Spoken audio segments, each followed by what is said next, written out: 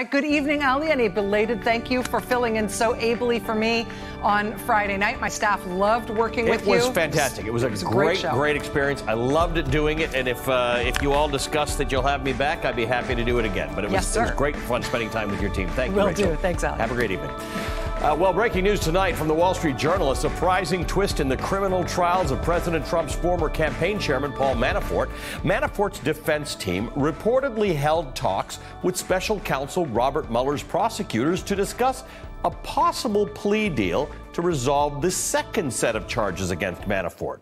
According to the Journal, quote, the plea discussions occurred as the Virginia jury was spending 4 days deliberating tax and bank fraud charges against Mr. Manafort, sources said. Of course, that jury convicted Manafort on 8 counts. They deadlocked on 10 others. Now, the talks between the two sides were aimed at forestalling a second trial for Paul Manafort. That one's currently set to begin on September 17th in Washington, D.C. That's just 3 weeks from today. That second trial will focus on his alleged violations of the Foreign Agents Registration Act. But the two sides apparently couldn't reach a deal, and now they are moving closer to that second trial. People familiar with the matter tell the Wall Street Journal. Quote, the plea talks on the second set of charges stalled over issues raised by special counsel Robert Mueller. One of the people said, it isn't clear what those issues were, and the proposed terms of the plea deal couldn't immediately be determined, end quote.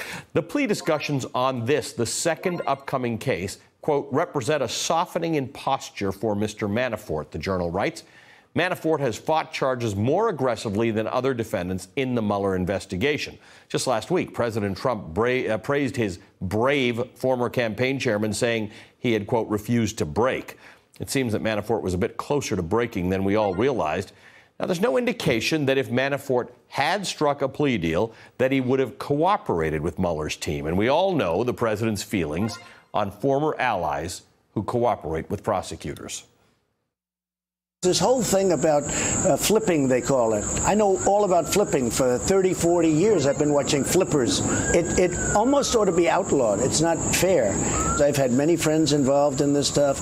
It's called flipping, and it almost ought to be illegal. Almost ought to be illegal. Earlier today, we also found out that Trump may be willing to take drastic steps to pardon Paul Manafort. Sources tell Vanity Fair's Gabe Sherman that Trump is continuing to raise the possibility of a pardon and has been, quote, clashing with this man, White House counsel Don McGahn, who's apparently strongly against granting Manafort a pardon. According to Vanity Fair, Trump has told people he's considering bringing in a new lawyer to draft a Manafort pardon if McGahn won't do it.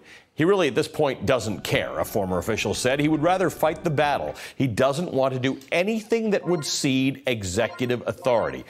Now, all this is happening while the deadline draws closer for Mueller's team to decide whether to retry Manafort on the handful of charges that didn't yield convictions from his first trial.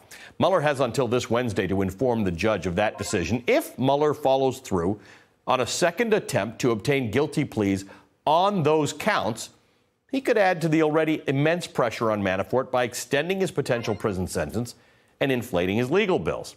All right, there's a lot to get through here. Joining us now are Mimi Rocha, former federal prosecutor, Barbara McQuaid, also a former federal prosecutor. She's a professor of law at the University of Michigan, and Sam Stein, politics editor of the Daily Beast. All three of them are MSNBC contributors. Welcome to all three of you. Barbara, let's start with you. This business, first of all, of Donald Trump saying flipping should almost be illegal. Obviously, he's sending a message about who he likes and who he doesn't like and what Paul Manafort should do. But how do you evaluate that comment?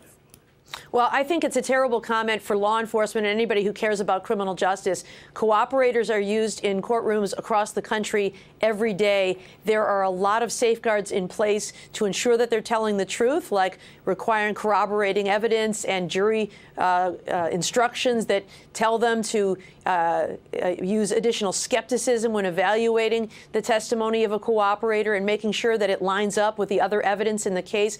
And so I worry about the impact that that has when jurors across the country hear the President of the United States say that it ought to be illegal because prosecutors ask juries to believe cooperators every day in all kinds of garden variety cases. And I think that this statement makes it harder for prosecutors to obtain convictions in many kinds of cases. Sam, according to Vanity Fair, the president spent the weekend calling people and screaming following the Cohen, Manafort, Weisselberg, and Pecker revelations. Let's just see what it says here in Vanity Fair. It says the news of Cohen's plea, Paul Manafort's conviction, which were followed by revelations that Trump Organization CFO Alan Weisselberg and National Enquirer publisher David Pecker are cooperating with federal prosecutors, have rattled Trump like few other turns in the investigation.